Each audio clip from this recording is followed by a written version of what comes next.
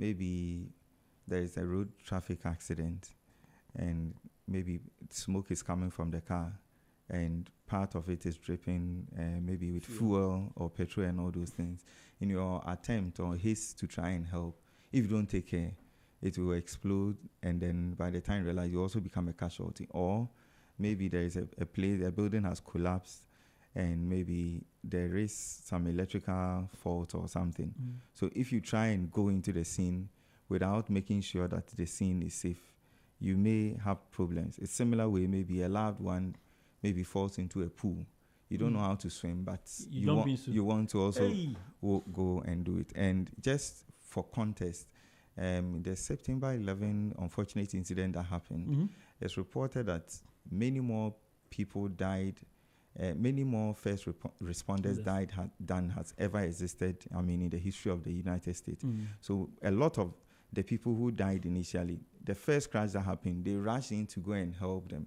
Then the building collapsed, and all of them were trapped inside the debris, and then they also ended up dying. So scene safety is very, very important. If it's a road traffic accident, make sure you block the traffic or you have somebody who is directing it so that you don't start doing anything in the middle of the road. Having done that, you have to start the pre-hospital care. And in our case, you can call the National Ambulance Service because you will need help in order to save the person. So ensure the scene is safe for you. Yes. And for the other people. Yes. And then call for help. Yes. Okay. And then you call for help. Beyond that, if you are a lay person and you don't know any other thing, that will be just okay for you to do. Because if you don't have any training and anything at all, at times you trying to do something may rather cause more harm than good. Yeah. So you make sure the place is safe. You call the ambulance, and then you wait till you get help.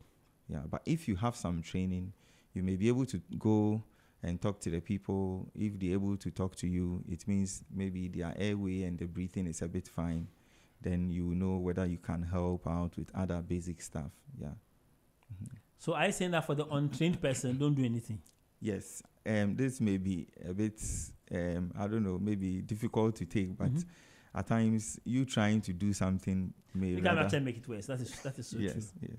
Yeah. So, but in actual fact, you trying to make the place safe and you calling for help will actually increase the person's chances of survival. So it's not really like you've not done anything. Just that maybe you would have wanted to touch, move certain things and all that, and maybe it may be beyond your capacity. Indeed, at times, like what the scenario you gave, even as healthcare workers, you may look at the scenario and you will see that there is very little you can do on the scene. Yeah. So they have the so-called, some principle, the scoop and run. So it's like you urgently try and get the people from the site and get them to where they can really get help. Then you know that you minimize their chances of having any untoward outcome. Yeah.